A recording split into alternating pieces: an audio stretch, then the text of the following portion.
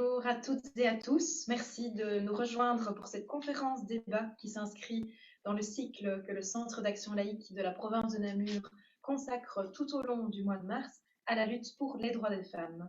Un sujet, hélas, d'actualité, puisque de lourdes inégalités de genre restent omniprésentes dans notre société. Aujourd'hui, nous évoquerons la place des femmes dans le milieu culturel et plus particulièrement dans la sphère poétique. Pour cela, nous accueillons Madame Laurence Rosier, licenciée en philologie romane et professeure de linguistique, analyse du discours et didactique, ainsi que Madame Joëlle Sambin-Zepa, licenciée en journalisme et slameuse. Bonsoir Laurence, bonsoir Joëlle. Avant de vous donner la parole, j'invite celles et ceux qui nous suivent en direct sur Facebook à participer à cet échange. N'hésitez donc pas à poser vos questions via les commentaires de ce live Facebook pour notre moment d'échange questions-réponses avec nos invités de tout à l'heure. Laurence Rosier, nous pouvons observer la féminisation des mots désignant certaines professions artistiques telles que peintresse, poétesse. Ces mots sont-ils nouveaux ou ont-ils déjà une histoire, un passé? Alors je vais commencer par une citation, la citation d'une femme, George Sand, une grande écrivaine du 19e siècle, qui disait, donc au 19e, « Une poétesse, si nous pouvons employer ce mot qui mériterait d'être dans le dictionnaire et qui nous paraît aussi nécessaire que celui de poète. » Donc ça veut bien dire qu'au 19e, alors qu'on a, je veux dire, des poétesses, le mot, manifestement, n'est pas courant, ou alors il est utilisé peut-être d'une certaine manière. En fait, le mot poétesse vient du bas latin, et donc il existe, il est utilisé sans aucun problème. Il y a même des variantes, poétrice, poétride, c'est un peu la même histoire qu'autrice. Et puis on s'aperçoit qu'au XVIIe, on commence à condamner en fait ces termes-là, ces féminisations. Donc on dit on ne doit pas dire poétesse, on ne doit pas dire autrice, hein, on doit dire poète, auteur. Et commence alors là une invisibilisation dans la langue, mais aussi une spécialisation du terme poétesse. J'ai été regarder dans le Trésor de la langue française. Alors poétesse bénéficie d'une entrée à lui comme mot. On dit ah ça c'est bien. On nous dit bon femme qui fait des vers. Mais tout de suite, il est mis en deuxième emploi, si vous voulez, un emploi péjoratif, et qu'on retrouve par exemple sous la plume de Baudelaire, aussi au 19e, qui dit, voilà, il dit, il y a un grand poète, et il désigne une femme, qui est Marceline Desbordes de Valmore, mais toutes les autres, il les appelle des poétesses. Hein. Ils disent les poétesses révolutionnaires, les poétesses fourriéristes, donc on voit aussi qu'il y a un lien entre peut-être la politique hein, et ce lien, et donc, à ce moment-là, on voit que le terme est donc péjoratif et qu'il utilise un grand poète pour parler d'une femme. Alors, le terme, en fait, si vous voulez, les suffixes en S ont toujours été péjoratifs aussi parce que c'était un langage populaire. Le peuple l'utilisait beaucoup. On a des exemples dans Proust où il fait parler sa domestique qui dit Antoine et son Antoinesse. Donc elle féminise même les prénoms. Mais il y a cette visibilité. Et quand on dit poète, évidemment, le poète est épicène, c'est-à-dire on peut dire le ou la poète. Mais je trouve que là, l'idée de poétesse qui a été invisibilisée peut redevenir aujourd'hui un mot, je dirais, poético-politique. D'accord. Alors, d'après vous, quelle est l'importance de mobiliser ces mots au féminin? Ben, je pense que, alors on va toujours nous dire oui, mais enfin, il vaut mieux s'occuper d'égalité, etc., de fait plutôt que de dire, mais on sait très bien que nous passons par le langage. Il y a une dimension qu'on appelle, nous, performative, qui fait que nommer, c'est agir aussi. Hein, et donc c'est une des conditions de visibilité des femmes. On sait par exemple, enfin on sait ou on ne sait pas, qu'en 2020, prix Nobel de littérature, Louise Glück, vous allez me dire, ah oui, ah bah c'est une poétesse, on ne la connaît pas et on n'a pas mis ça vraiment en avant. Donc je pense qu'il y a une visibilité, alors par des faits bien sûr, le fait par exemple de donner un prix Nobel, mais aussi de nommer. On sait qu'en fait en ouvrant la nomination, on peut se dire aussi que les petites filles vont dire, ah moi je pourrais être poétesse par exemple, hein, et avoir un mot à soi aussi. Ok.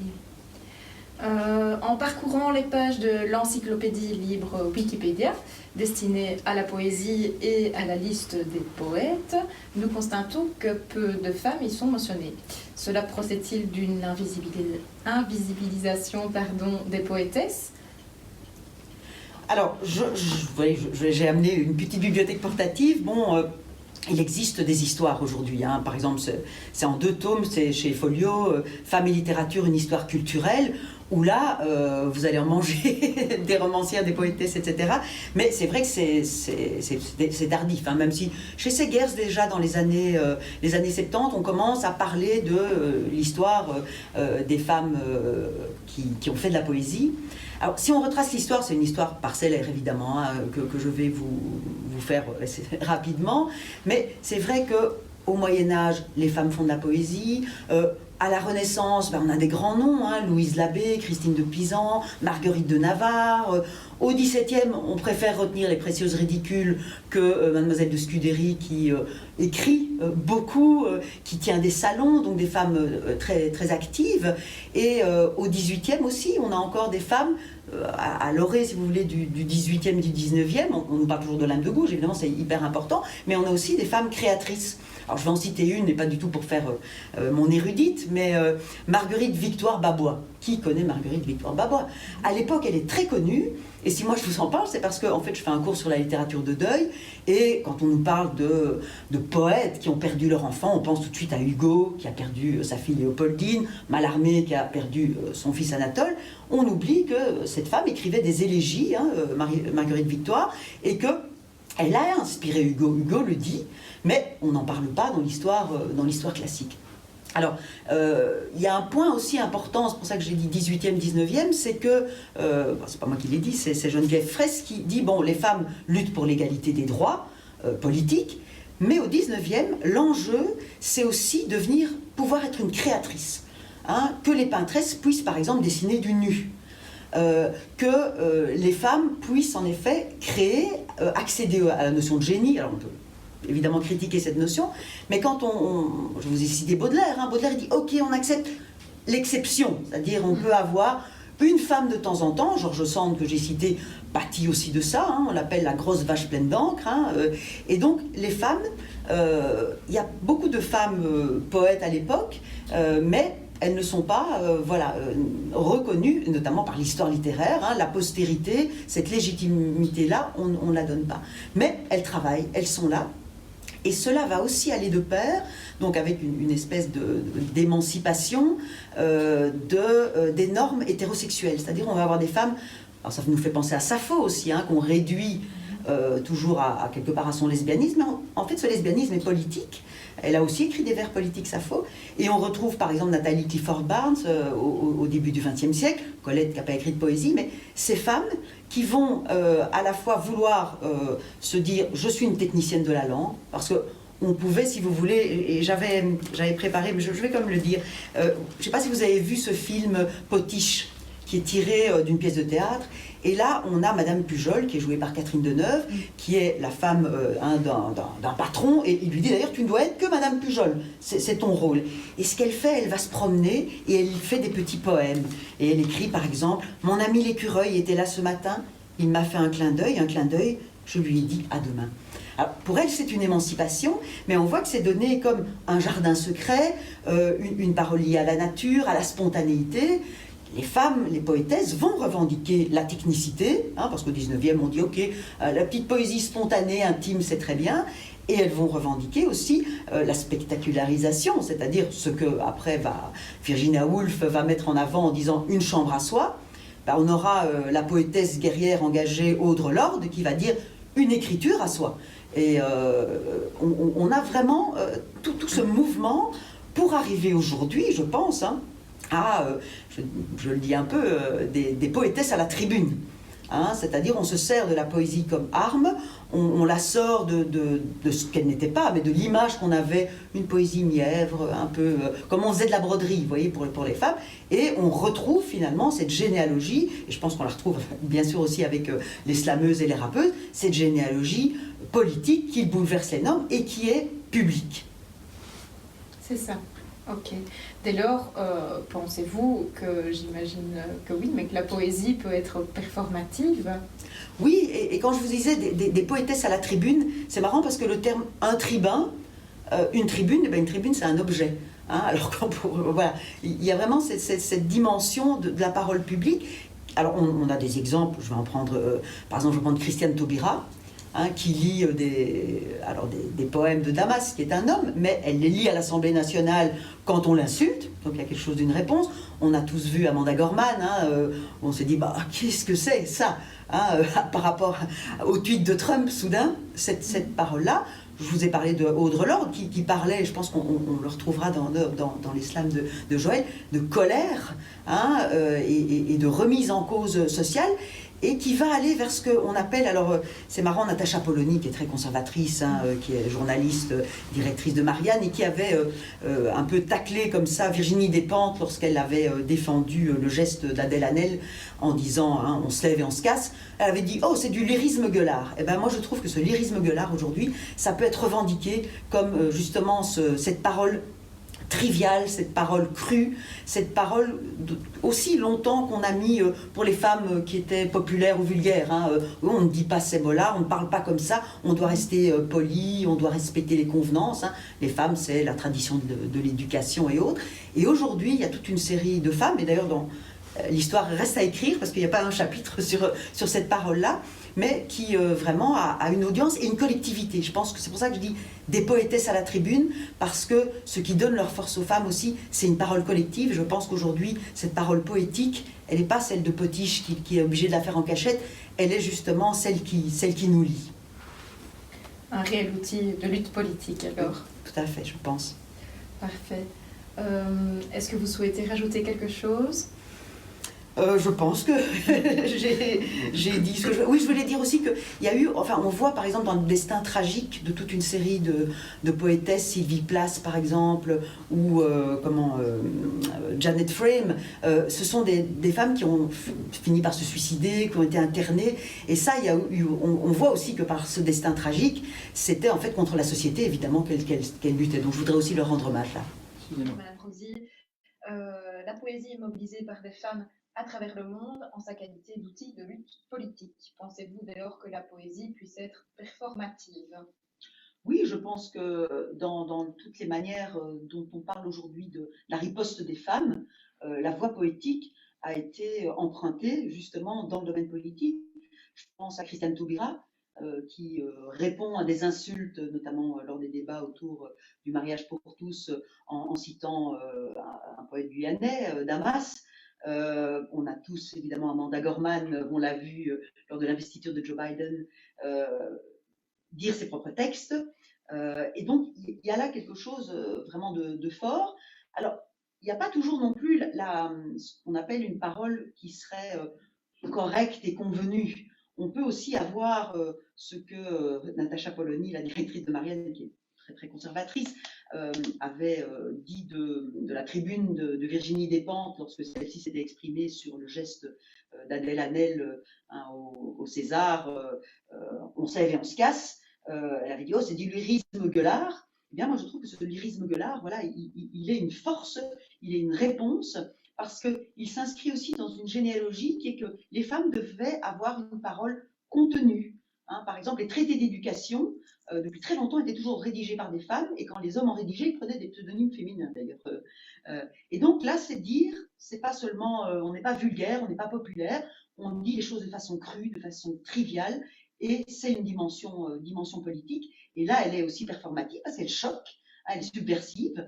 Et là, voilà, il y a cette dimension, je pense, performative, collective.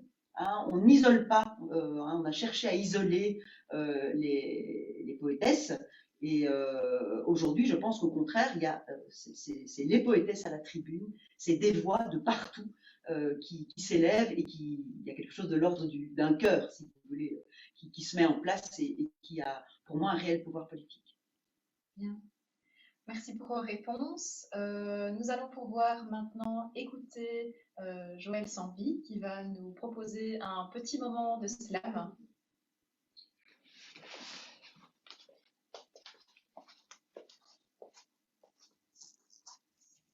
Alors je vais faire un premier texte qui s'appelle « Correspondre ». Parce qu'en tant que femme, on doit correspondre à beaucoup de choses. On se retrouve constamment entre le marteau et l'enclume, entre la peste et le choléra, entre la corde, la lame, le ravin, il faut choisir. Et être, au poil, à la douille, au millimètre, au poil. Au poil, à la douille, au millimètre, au poil correspondre, correspondre, correspondre, correspondre, correspondre, correspondre, correspondre, correspondre, correspondre aux attentes, aux fantasmes, aux lubies, aux clichés, aux pourcentages, aux stats, aux études, aux analyses, à l'info, à l'actu, aux nouvelles, au buzz, correspondre, convenir, composer, entre le marteau et l'enclume, entre la peste et le choléra, entre la corde, la lame, le ravin, il faut choisir et être au poil, à la douille, au millimètre, correspondre. Trouver sa place au bout d'un projecteur, trouver une place au bout du projecteur et être. Mais être quoi au juste? L'érudite, l'intellectuelle, l'afro-féministe, la noire en colère, la guinasse, la pétasse, la mangrove, la papaye, paria de la métropole, messie de la colonie, être la fille sourire tellement sympa et être là, le reflet fixe dans vos miroirs, être là, l'ombre mouvante derrière vos pas, le bleu de travail, le CV au fond du panier, l'ardoise effacée, la putain, la fille sourire tellement sympa, être là, la poussière sous le tapis. Et cette poussière, elle tient, elle tient, elle tient.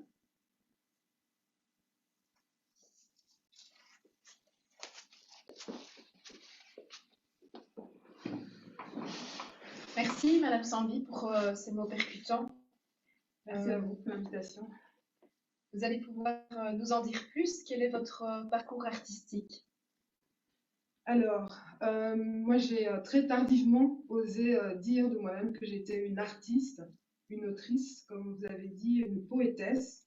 J'ai une pratique de l'écriture qui date depuis que je suis adolescente. Plus jeune, je me disais, voilà, moi quand j'aurai 18 ans, je vais écrire mon premier roman. Je l'ai écrit à 28 ans, j'avais juste 10 ans de décalage.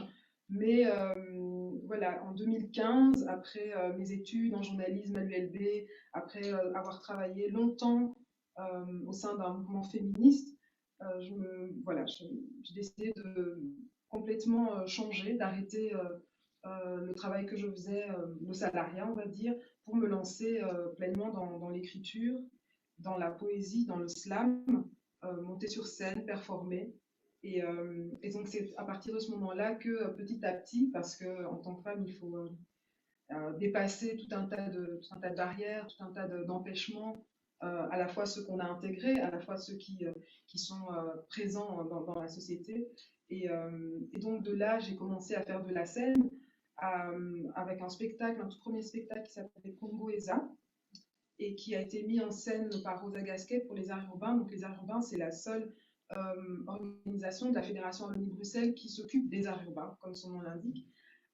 Et du coup, on est monté sur scène à 3 avec deux autres artistes, une liégeoise, Lisette Lomé, un bruxellois, un rappeur, Badi, et moi-même. Et pendant de 2015 à peu près 2019, on a monté ce spectacle vraiment petit à petit, en commençant 15 minutes, 20 minutes, etc. Et c'est comme ça que j'ai appris, j'ai découvert ma voix, qui était déjà là, mais que j'ai probablement, voilà, il faut des outils, il faut un peu une guidance. Et parallèlement à ça, j'ai continué à écrire des nouvelles, un roman, et là, tout bientôt, un premier recueil de poésie. Voilà. Que considérez-vous être une de vos plus belles réussites? J'ai beaucoup réfléchi à la question. J'avoue que c'est... je pense que ça va être très ponctuel. Par exemple, l'année dernière, je pense que malgré le confinement, ce qui pour moi était la plus grosse, et qui pourtant n'a de loin, enfin en tout cas pas de loin, mais au premier abord pourrait sembler ne rien avoir à faire avec l'artistique, ça a été l'organisation de la manif du 7 juin sur la place Poulart à Bruxelles contre le racisme. Vous parliez tout à l'heure de collectifs de femmes qui se mettent ensemble Ben, ça a été vraiment ça. Ça a été une semaine où on s'est retrouvés entre principalement femmes racisées à travailler ensemble pour essayer de faire en sorte que cet événement-là s'organise de la manière la plus safe qu'il soit pour les personnes sur place. Et c'est vrai que, ok, c'est pas une scène slam, c'est pas une performance, mais vous disiez tout à l'heure, vous parliez de poético-politique, et pour moi, tout est très lié. En fait, c'est assez difficile, je pense, aujourd'hui, de séparer son engagement, en tout cas pour moi, mon engagement citoyen, politique, de ma pratique artistique. Donc voilà, ça c'est une grosse réussite. Alors après, parfois, ce sont des petites choses. Ça va être le fait de parvenir à finir un texte un jour. Voilà, je pense que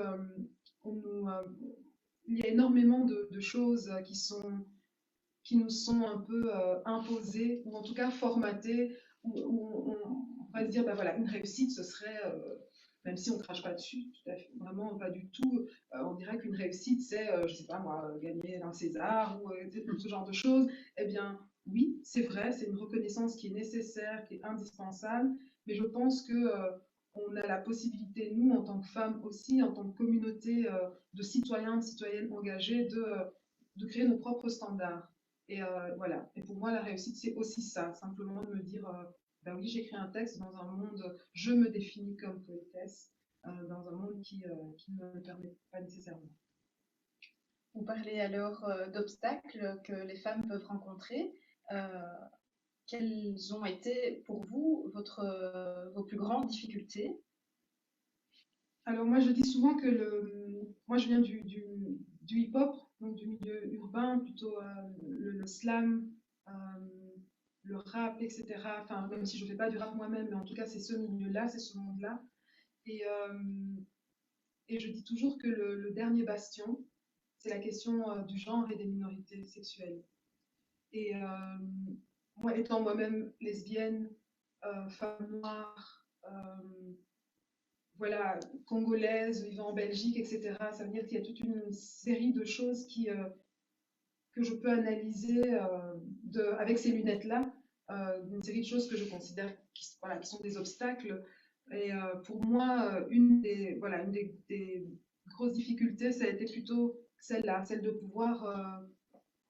devoir affirmer ma voix, ou en tout cas de dire que ma parole de lesbienne noire n'est pas moins valable que celle d'une autre femme qui serait hétérosexuelle, par exemple.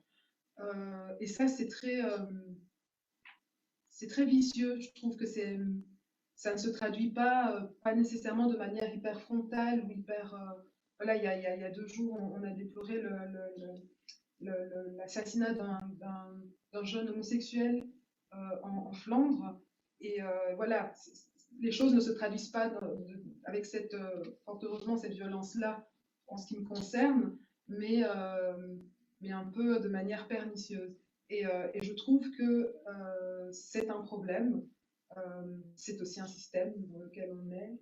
Bon, là, je parle d'orientation sexuelle, mais ça se pose sur d'autres aspects, sur le racisme, voilà, c'est systémique, quoi. Donc il y a des choses, voilà. De toute façon, la plus grosse difficulté, c'est le système.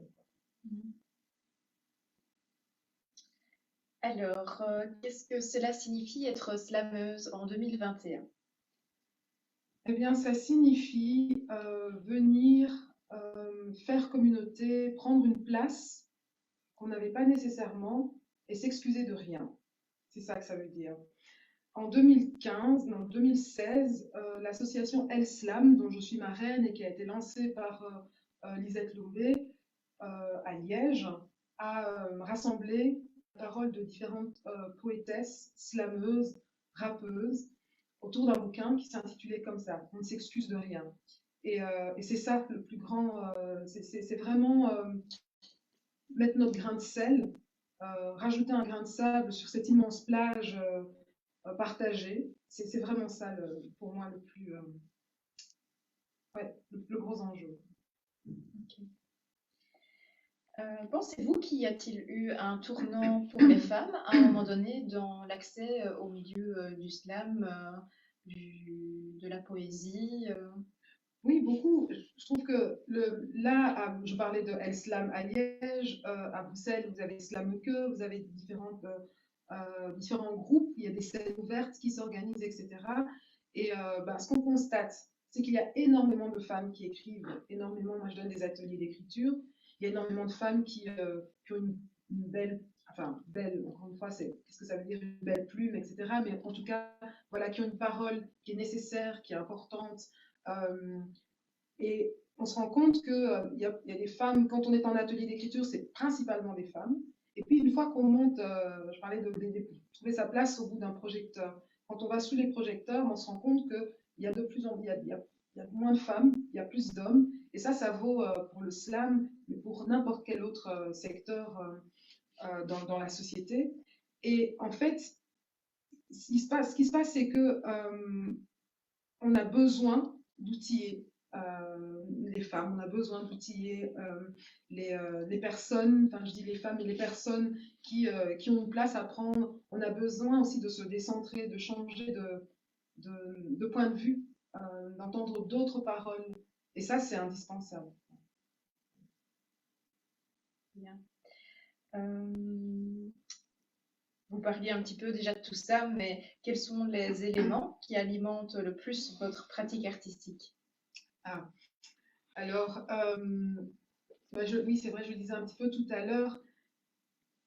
Je pense qu'une poétesse, un poète, voilà, ça n'est rien de plus qu'une citoyenne, qu'un citoyen avec un regard un peu particulier sur la société. Et à mon sens, il m'est très difficile, de par mon parcours, de par voilà, simplement la gueule que j'ai, je crois, de vraiment séparer la pratique artistique et l'engagement militant et politique. Et donc, ce qui va me toucher, je parlais tout à l'heure des questions des minorités sexuelles et de genre, la question du racisme aussi, et aussi très très fort, et je trouve que c'est le parent pauvre. En général, quand on parle de nos luttes, on va parler de race, de sexe, et on va très peu parler de la classe. Et la question de la classe me semble être vraiment très importante. C'est une des choses à laquelle je suis le plus sensible peut-être, parce que je crois que c'est l'endroit où on se retrouve. Je suis noire, vous êtes blanche. Ok, on a beau être deux femmes, par exemple, mais on sait ce que c'est que d'avoir des difficultés peut-être à la fin du mois, à des degrés divers, mais la question de la classe, c'est ce qui vous permet de rassembler. Et je pense que ça, c'est hyper important. Ce sont des choses qui nourrissent, par exemple, mon engagement. Comment est-ce que je vais donner un atelier d'écriture, par exemple? Qui sont les personnes qui peuvent venir? Est-ce que je le rends gratuit ou pas? Etc. etc. Après, bien s'agglomérer à ça, la question des violences policières, qui, je pense, même si dans les faits, elles affectent en tout cas les victimes dont on parle le plus et qui sont là, sont des personnes racialisées, en fait, je pense que ça nous affecte tous quelque part. Parce que c'est de se rendre compte qu'on vit dans un État qui, de plus en plus, est de plus en plus violent,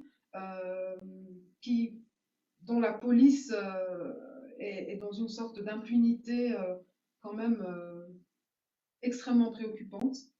Et c'est difficile de faire sans, en fait. Quand on vit, quel que soit le quartier dans lequel on vit, et d'apprendre qu'un jeune homme de 19 ans est mort parce qu'il a eu peur de la police, il y a lieu de se poser des questions.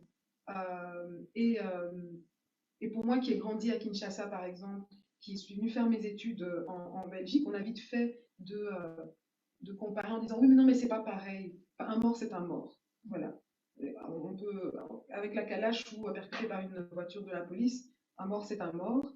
Après, on peut discuter du contexte, etc. Mais je trouve qu'on a très peu de raisons de s'enorgueillir de ce qui se passe en ce moment. On a très peu de raisons d'être fiers. voilà. Donc c'est ça qui nourrit ma colère, mon envie d'écrire, mon envie de dire les choses au quotidien. Ce qui vous motive. Nous allons pouvoir passer alors à un échange entre vous, si vous êtes OK. Je vous laisse peut-être un moment pour boire un petit coup.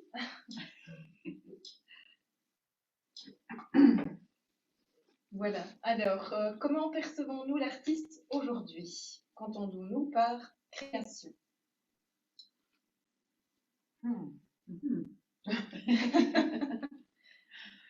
Ben, je trouve que le fait qu'on la période de confinement depuis mars de l'année dernière est assez révélatrice de comment on considère plein de métiers finalement aujourd'hui. Moi, je me rends compte que ce qui s'est passé lors du premier confinement, parce qu'on parle d'un premier confinement, deuxième, c'est que très vite, très tôt, il y a eu une multitude de propositions artistiques en ligne, voilà, qui avait un concert, qui est annulé, qui le fait depuis son salon, etc., avec les moyens du bord. Et puis ça s'est un peu essoufflé, parce qu'on se rend compte voilà, qu'il y a des disparités assez énormes au sein des artistes, entre ceux qui ont un statut d'artiste, entre ceux qui ne l'ont pas, qui sont salariés, qui ont un statut d'indépendant. Enfin, il y a énormément de disparités. Et en plus, dans les secteurs sont représentés de manière aussi très, très différente. Quand on est en littérature, par exemple, on a la SACD, la SCAM, où on se dit, voilà, on peut déposer ces textes, on peut déposer d'autres choses aussi, mais il y a un suivi qui est fait, etc. Mais est-ce que c'est suffisant? Voilà, poser la question, c'est y répondre, il me semble. Je pense que il y a à la fois une conscience, il me semble, de l'importance. Alors, c'est quoi l'artiste? C'est juste, moi, je dirais plutôt d'une parole qui questionne nos quotidiens, d'une parole qui permet de regarder les choses pardon, autrement. Mais on en a conscience, on sait que c'est important, mais est-ce qu'on a envie que ces paroles persistent et demeurent? Ça, c'est encore autre chose. Vous souhaitez réagir Mais je dirais que modestement, enfin voilà, je souscris à tout ce que Joël a dit, notamment la question de la classe, qui me semble importante aussi par rapport à l'accès à la création. Hein, voilà, la création pour tous et toutes, ce qui ne veut pas dire évidemment que tout le monde est artiste et du coup l'artiste ne peut pas avoir un statut spécifique. Voilà. Et c'est clair que bon, moi par exemple, c'est vrai que je siège à SCAM et donc il y a des choses petit à petit où on peut se dire que on peut essayer de pousser, voilà, pour qu'on respecte, hein, pour qu'on dise, voilà, c'est vital. Hein, on a assez dit que, hein, voilà, qu'est-ce qui est vital, qu'est-ce qui est nécessaire. Et évidemment, on se rend compte maintenant que la création et la culture est en train de crever et qu'on en a besoin parce qu'en effet, elle est politique. Et ça, elle n'est pas récréative seulement. Et donc, voilà, moi je suis consommatrice de culture et j'essaye, quand je peux, de poser mes petites pierres et d'aider à ce combat pour la culture qui, évidemment, aujourd'hui a une acuité très particulière. Oui, ça se remarque d'autant plus au vu de la situation sanitaire aujourd'hui, effectivement. Alors, dirigé en grande partie par des hommes et à forte population masculine, peut-on en déduire que les écoles d'art sont quelque part sexistes? Alors, je ne pense pas qu'on puisse réduire ça uniquement aux écoles d'art. On parlait tout à l'heure de système, voilà, je pense que les écoles d'art ne sont pas hors sol, elles sont dans une société donnée, elles sont aussi aux prises avec un système qui est éminemment patriarcal, etc., qui peut être raciste, etc., etc. Et la preuve en est que il y a quelque temps, on parlait des hautes écoles de commerce en France. Je pense que vous avez tous vu les images assez horribles, sexistes, les tweets.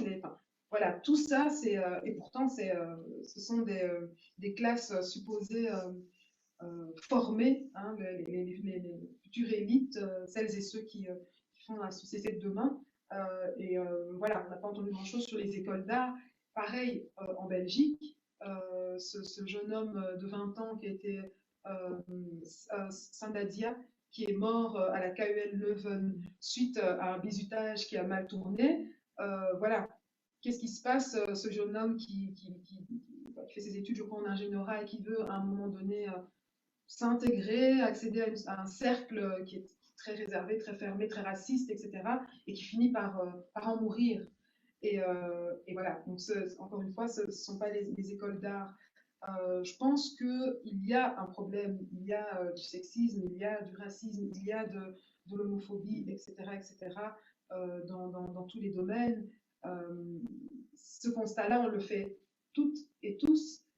Après, c'est comment est-ce qu'on arrive à faire prendre conscience de... Est-ce qu'il faut à chaque fois qu'il y ait un mort ou un nouvel hashtag pour que voilà, la planète média s'agite et que ça change?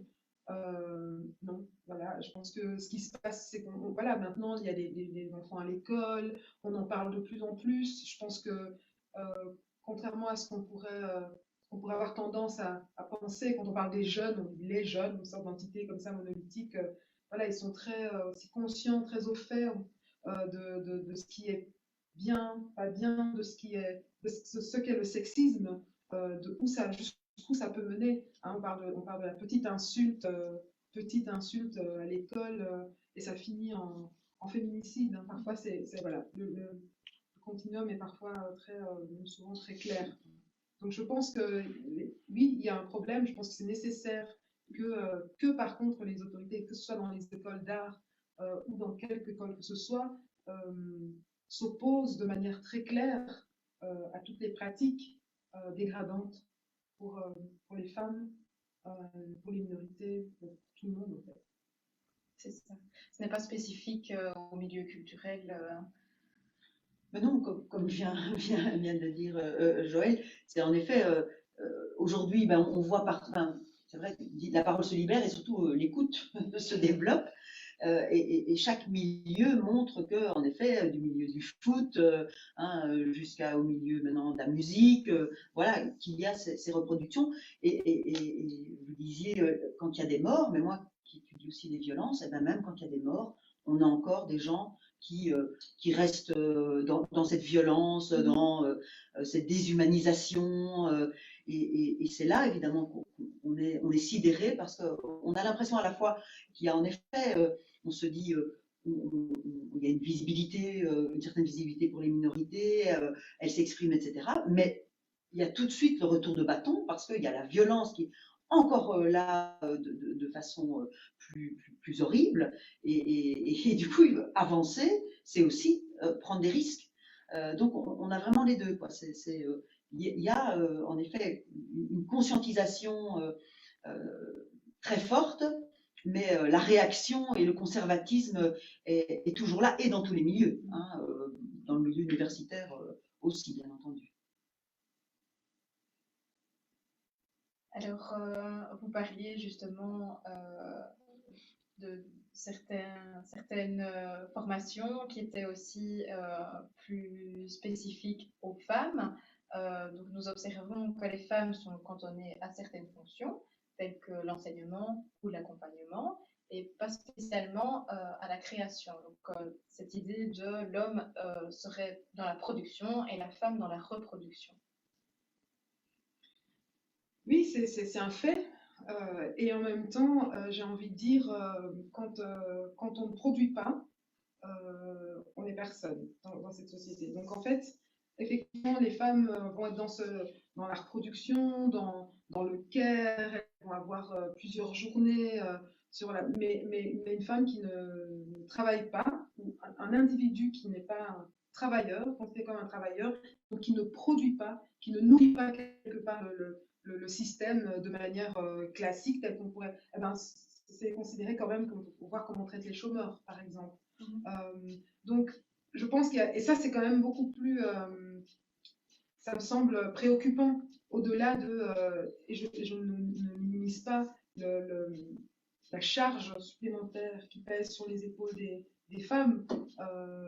Mais ce que je veux dire, c'est qu'effectivement, il y a la production, il y a la reproduction, il y a ces doubles, triples journées parfois pour les femmes, et maintenant avec le confinement, c'est passé, voilà. Mais je crois que, et donc ça ramène à cette question de la classe et voilà, des questions socio-économiques. Quand on n'est pas un être qui produit, eh ben, on n'est personne. Et donc avoir conscience de ça, c'est déjà commencer la lutte collectivement. C'est vrai que dans les archétypes, on a par exemple la muse, mais la muse, c'est celle qui inspire. Mais quand elle veut créer, oula, attention, elle devient dangereuse. On l'assimile alors à la femme fatale, Fatoum, le mauvais destin. Et donc, sortir de là, c'est vrai que être productrice. Alors aujourd'hui, par exemple, on a une directrice du théâtre Varia. Enfin voilà, on a des postes qui commencent à être aussi occupés par des femmes dans le domaine de la création. Il y a aussi une solidarité, parce que je pense, et pour avoir discuté justement avec, par exemple, des actrices, etc., le système joue aussi sur la division. C'est-à-dire, on va te prendre toi et pas toi, etc. Et quand le système, bon, je crois que j'ai montré aussi, quand je parlais des poétesses, on fait l'exception, on isole la femme, et alors du coup, en effet, ça devient encore plus dur pour elle. Et aujourd'hui, peut-être qu'il y a cette dimension collective et cette solidarité dont vous avez parlé, qui est là et qui nous tient, parce que quand on isolait, évidemment, on met les femmes les unes contre les autres, et du coup, on empêche cette dimension collective qui est émancipatrice. On entend bien, ça résonne, cette notion de militance. Alors, en petite guise de conclusion de cet échange entre vous, on observe effectivement que les femmes ont longtemps été invisibilisées dans le milieu culturel et pas que. Mais qu'en est-il aujourd'hui?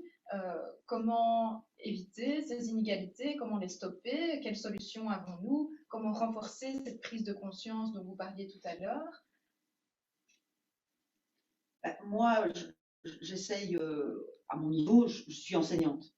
Et donc, c'est vrai que j'ai vu vraiment un changement progressif, comme ça, au fil du temps, de ma manière d'envisager. J'ai toujours travaillé en analyse de discours, donc c'était travailler sur les discours qui circulent. Mais de plus en plus, je laisse cette place à des interrogations. Alors, on ne parle pas à la place des autres, mais en tant qu'enseignante, je peux aborder des sujets. Et je vois que les étudiants sont mobilisés sur ces questions de minorité, d'orientation sexuelle, d'identité de genre, de sexisme, d'homophobie, de racisme. Et ça, voilà, à mon petit niveau, c'est ce que j'essaye de faire, d'essayer que ma parole puisse servir voilà, aux autres, et en effet, de ne pas parler à la place des autres, mais voilà, d'essayer de faire de la place et d'être solidaire. Voilà, cette solidarité, cette sororité, comme on dit, je la ressens très fortement depuis quelques années, et ça donne envie évidemment d'agir encore plus. Oui, moi je crois très fort à la lutte collective, et à la nécessité de se parler, de se mettre ensemble, de trouver des points d'accord et de désaccord, mais en tout cas d'engranger un début de quelque chose qui fait qu'on fasse front. Et c'est bien ce qui se passe en ce moment. On se rend compte que on se parle, les gens, on est mécontents et mécontentes collectivement, les gens sortent dans la rue, etc. Et plus on se parle, plus, même si on n'est pas d'accord, mais plus on se parle, plus on fait front, ben plus la répression est importante. Ce que vous disiez tout à l'heure, on voit qu'il y a des choses, même quand il y a des morts, il y a toujours des gens qui vont dire oui, mais quand même. Voilà, il y a toujours discuter sur la légitimité ou non de telle ou telle violence. Et donc, moi, je pense vraiment qu'il est nécessaire voilà, de sortir dans la rue, de manifester de manière claire et audible, chacun à son niveau, mais en tout cas son opposition. Alors, moi, je le fais à mon niveau en faisant un slam, en allant en manif, en essayant en donnant des petites choses en atelier d'écriture ou voilà, aux étudiants en école d'art, etc. Mais je pense que c'est nécessaire et que ce n'est qu'à ce prix-là que les choses pourront changer. Bien, merci. Alors, nous allons pouvoir passer aux questions-réponses que le public a pu nous poser. Alors, merci. Voilà. Que souhaitez-vous dire aux jeunes femmes et hommes d'aujourd'hui? Alors,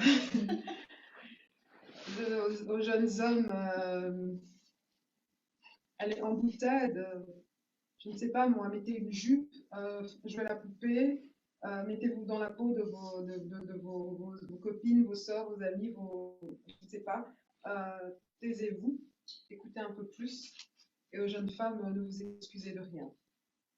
Voilà. Alors, je ne veux pas dire la même chose, mais ça serait. Bon, bon, je leur parle, enfin, je leur parle beaucoup aussi, puisque voilà, j'ai des élèves, puis ouais, j'ai des enfants, j'ai des jeunes garçons à ma table, et voilà, avec qui on discute beaucoup, parce qu'ils s'interrogent sur tous ces stéréotypes dans la construction de leur masculinité. Oui, mais comment et qu'est-ce que je fais et donc, en effet, être ouvert, essayer de se décentrer. C'est pas facile quand on est en construction aussi, de se dire déjà qu'on doit se décentrer. Mais je crois que certains le font déjà, mais voilà, on est là pour les aider de façon collective. Et les filles, en effet, ne vous excusez de rien, continuez, allez-y, et ne fermez pas votre gueule, si je peux le dire de façon un peu trash. Madame Sandby, quel public souhaiteriez-vous toucher le plus et pour quelles raisons?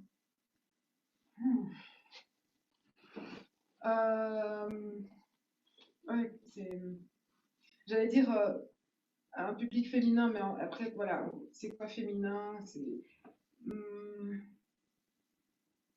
C'est vraiment pas une question que je me pose. Peut-être que, en caricaturant un petit peu, j'ai envie de dire,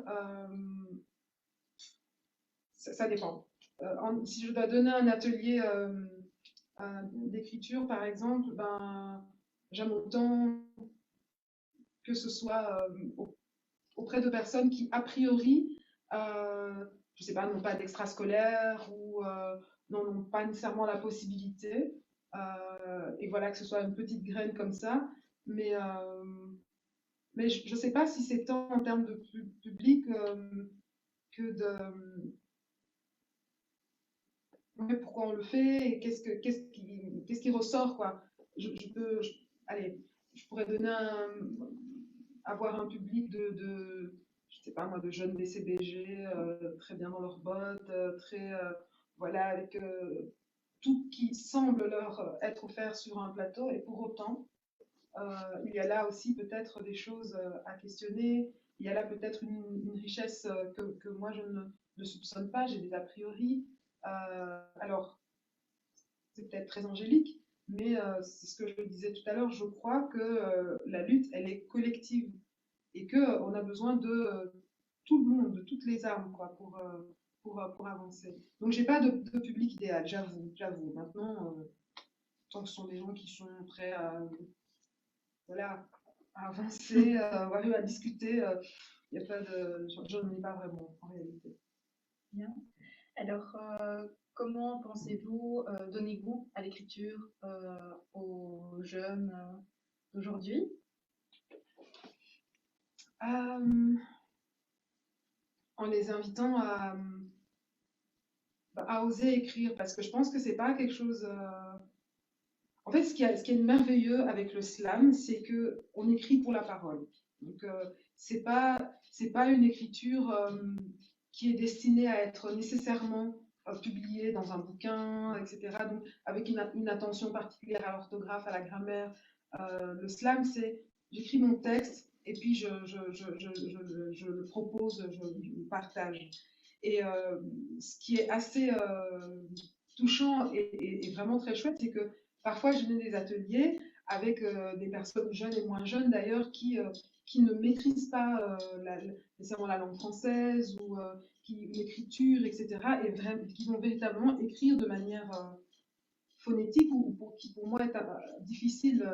Et en fait, elles vont lire leur texte et puis je comprends ce qu'elles disent. Et puis là, elles partagent. Donc je pense que oser écrire, finalement, ne pas être, ne pas se dire, ah mais moi je vais pas y arriver parce que je sais pas comment on écrit épitaphe, par exemple, j'en sais rien. Enfin, voilà, c'est pas grave, en fait, si tu sais le dire. Et si en plus tu sais le dire dans une langue qui est autre que celle qu'on partage. Voilà, moi je dis toujours que le slam, c'est magique parce que ça permet de. Moi, ça m'a permis de dépasser plein de choses, des interdits que l'on se met, des difficultés qu'on peut avoir par rapport à l'écriture ou avoir une pensée que l'on va développer de manière très élaborée, etc., etc. Ce qui est important, ce qui est aussi utile, mais ce qu'on va chercher à faire avec la poésie, avec le slam, c'est parler de ces mêmes choses-là, mais en prenant une autre fenêtre. Oui, j'entends, il faut oser se lancer, se sentir libre de. Voilà. Pour vous, Madame Rosier, comment... Mais je réfléchissais justement parce que bon, moi je suis à l'université et il y a une codification des écrits universitaires que l'on demande aux étudiants et aux étudiantes. Et depuis le confinement, je leur ai dit, j'ai fait des trucs où ils peuvent un peu se lâcher. Faire des photos urbaines, par exemple, écrire une chronique pour apprendre une écriture un peu de punchline comme ça, courte. Et ils sont toujours un peu, ils disent, oui, mais est-ce qu'on doit avoir une bibliographie? Je dis non, vous n'allez pas lire une bibliographie à l'oral. Donc, ils doivent choisir un mot, le défendre. Et je ne sais pas pourquoi cette espèce de créativité que j'ai envie de pousser, c'est venu avec le confinement pour dire aussi, on est déjà éloigné. Si je leur demande des exercices classiques, d'écriture classique, il faut qu'on s'amuse, qu'on sorte un peu, qu'on imagine des choses. Et donc, voilà, là, j'ai bougé moi-même des choses en me disant, voilà, j'espère leur apprendre autre chose. Cet oral dont vous parlez, parce qu'on apprend beaucoup à écrire à l'université, mais une parole orale, c'est pas évident. Et ils sont souvent pris, en effet, dans ce carcan du bien écrire. Et en effet, il y a un moment où ce côté, voilà, il faut sortir de ça. Et donc, voilà, j'essaye, dans le cadre de certains cours, de les initier à d'autres types d'écriture que l'écriture de recherche, qui pratique d'ailleurs déjà beaucoup. Quoi. Et c'est fou comment, en plus, je trouve que enfin, moi je le vois aussi avec des étudiants ou des plus jeunes en tout cas, comment est-ce que on intègre le fait que sa parole n'est pas valide ou qu'elle n'est pas, voilà, parce qu'elle n'a pas tel format ou parce qu'elle n'est pas, enfin vraiment, donc j'imagine très bien comment vous pouvez leur dire, mais non, allez-y, écrivez, lancez-vous. Et puis c'est beau après de voir que, allez, ils se lancent et ils y vont soit en montant sur scène, soit en écrivant cette chronique-là, mais de se dire, ce que vous avez à dire est hyper important.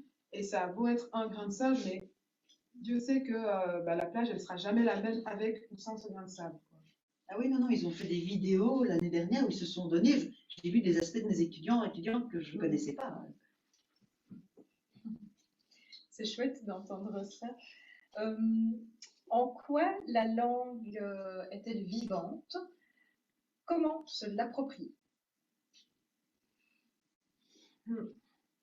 Alors, pour ma part, en tout cas, j'ai deux langues maternelles, donc le français et le lingala. Et je pense qu'elle est vivante parce que je peux en faire un peu ce que je veux quelque part. Et parce qu'elle évolue, parce que les mots changent, parce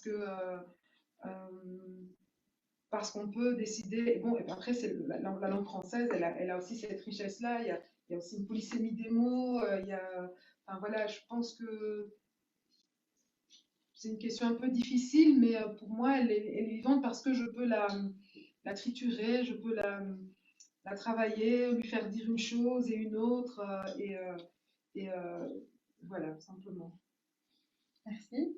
Madame Rosier? Ben, moi, j'essaie de militer en effet pour l'appropriation citoyenne, parce que malgré tout, le français a aussi tout son passé bien conservateur, bien puriste, hein, pour répondre très souvent sur l'écriture inclusive. Je dois dire que j'ai un peu mon lot, mais il y a justement, et je pense qu'on lit, si vous voulez, la langue et la création, par exemple, les néologismes, inventer des mots. Ah, c'est pour les écrivains, hein, c'est pour les codes de terminologie. Ben non, je pense que dans les ateliers d'écriture, libérez-vous, créez des mots.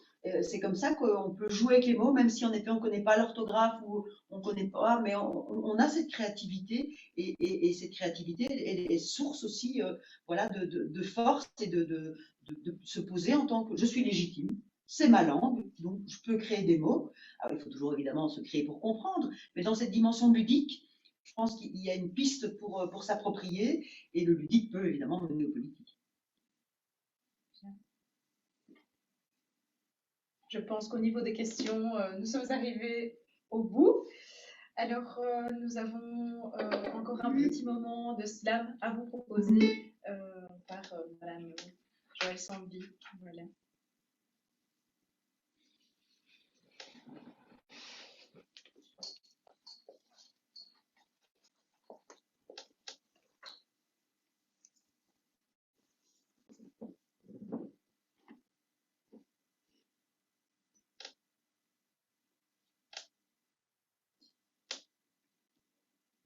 Loïc, William, Ali, Emmanuel, Tariq, Pierre, Amada, Joseph, Ilyes, Steve, Mehdi, Adama, Malik, Semira, Maouda, Mehdi, Mustapha, Lionel, Théo, Rémi, Bamakar, Pierre, Théo, Amada, Abdoulaye, Loïc, Bamakar, Joseph, Angelo, Cyril, William, Emmanuel, Tarek, Emmanuel, Angelo, Cyril, William. Ça y est. Emmanuel, Pierre, Tarek.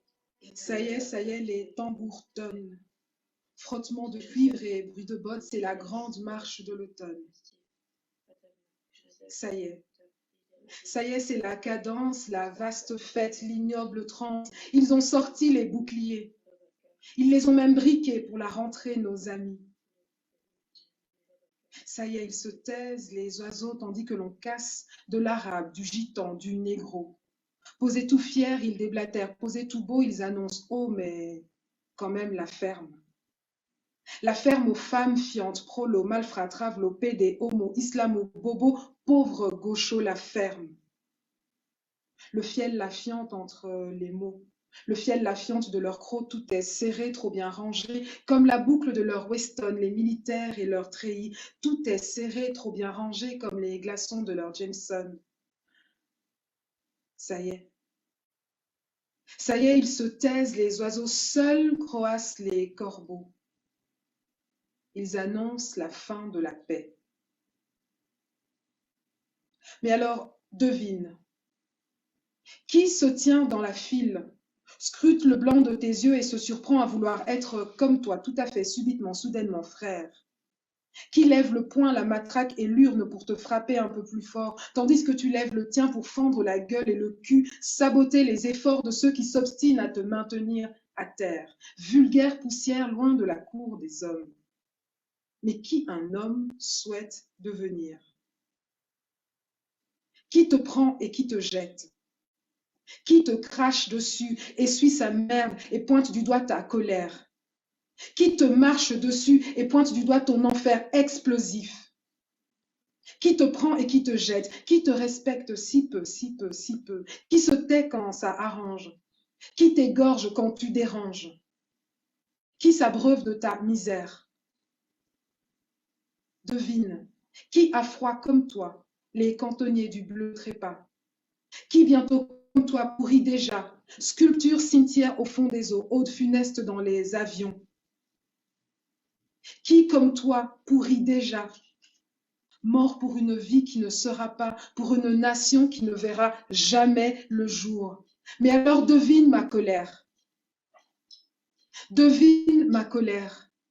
Ma rage même éteinte ou tamisée, joue les notaires et joue les huissiers et compte chaque frère, chaque sœur noyée. Et si nos noms sont des tourbillons, pour chaque vie mal nourrie, pour chaque vie maltraitée, nous serons la nuit noire de vos culpabilités absentes.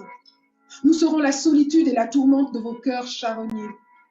Devine les insultes et les bannissements. Devine les rivières débordantes de sang. Et les prières des hypocrites, et les sermons des Hippocrates, et la foule qui trace nette et précise la collective mémoire bien propre sur elle.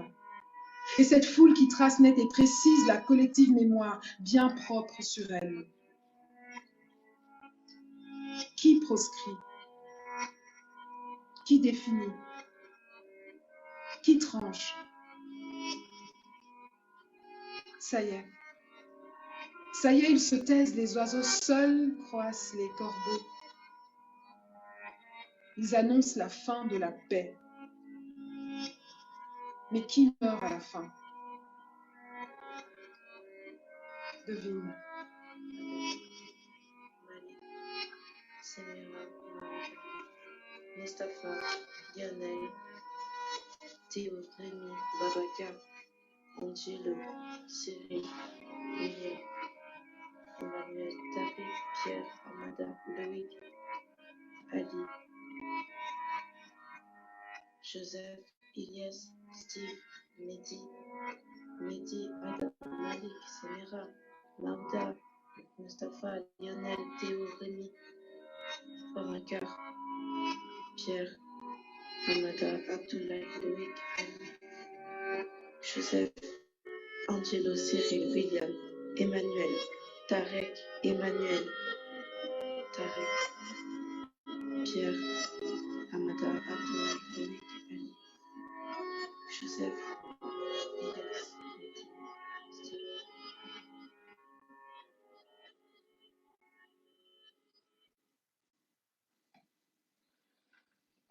Merci. Vous allez avoir l'occasion de répondre encore à une petite question qui vient d'arriver. Pensez-vous qu'aujourd'hui encore certaines femmes sont artistes à travers les hommes, leur époux, leur père ou autres? J'imagine que oui. Enfin, je ne sais pas si elles le sont à travers leur époux ou si on ne les valorise qu'à travers ceci. Voilà, après, je pense que le plus important, et c'est ce que disait Madame Rodier au début, c'est le fait que de prendre cette place-là, de dire quand on dit poétesse, c'est de dire, ben voilà, c'est pas juste un sens péjoratif quand on se définit comme artiste, etc.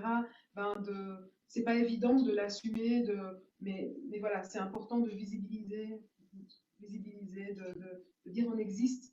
Et voilà, parce que finalement, les places que l'on prend, que l'on soit artiste ou quel que soit le métier que l'on exerce, les places que l'on prend, elles ne se font pas en opposition ou contre les hommes, non, c'est juste qu'on prend sa place. Je crois qu'il y a peut-être encore dans le choix des études, par exemple, hein, quand une jeune femme ou un jeune homme dit voilà, je voudrais être artiste. Je crois qu'il y a quand même encore toujours ce truc, hein, tu vas être un cas de misère, tu vas être un, etc. Et donc là, alors, est-ce que en effet, ça touche plus les filles, cette intériorisation? Je ne sais pas, je n'ai pas d'études qui me viennent, mais peut-être qu'en effet, il y a parfois on se dit, bah non, je ne vais pas faire ça, et puis à un moment, on a quand même envie de le faire, et puis à un moment, bah voilà, on va peut-être faire éclater un carcan, et si c'est à 50 ans, c'est à 50 ans. Donc voilà, mais aujourd'hui, de plus en plus de femmes osent affirmer, en effet, qu'elles sont artistes à part entière et qu'elles n'ont pas besoin d'un grand homme derrière elles ou devant elles. On essaye d'oublier la place qu'on nous laisse pour pouvoir prendre sa place. Tout à fait, c'est ça. Voilà, notre conférence touche à sa fin. Merci France, merci Joël pour l'intérêt porté à notre projet ainsi que le temps que vous nous avez accordé. Merci également pour tous ces partages très riches.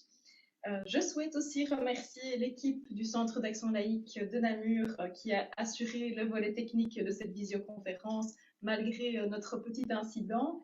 Et surtout, merci à vous d'avoir suivi en Facebook Live notre conférence. Alors, avant de nous quitter, je vous rappelle les 2 autres rendez-vous qui vont compléter le cycle Lutte pour les droits des femmes. Nous avons donc le mardi 16 mars de 10h à midi, où nous retrouverons Joël Sandby, qui animera un atelier d'écriture slam. Ne tardez donc pas à vous y inscrire parce que les places sont limitées et l'atelier aura lieu en visioconférence également. Enfin, nous avons le 30 mars de 20h à 22h. Nous vous proposons un atelier rencontre pour lutter contre le harcèlement de rue. Outre la présentation de quelques outils de self-défense, cet atelier propose aussi de prendre connaissance de vos droits et des structures contre le harcèlement et peut-être aussi d'échanger sur vos vécus. Là aussi, les places sont limitées. Il est donc indispensable de vous inscrire et de ne pas tarder. Voilà, si vous vous posez quelques questions par rapport à ces ateliers, toutes les informations se trouvent sur notre page Facebook. Alors, pour pouvoir terminer en beauté, je vous propose de compléter cette phrase pour une société égalitaire. Il faut plus de femmes guerrières. Moi, je vais détourner un slogan féministe, mais toujours dans un sens féministe. Donc, pour une société solidaire, envers et avec tous et toutes. C'est envers et contre tous. Bien. Merci beaucoup. À très bientôt.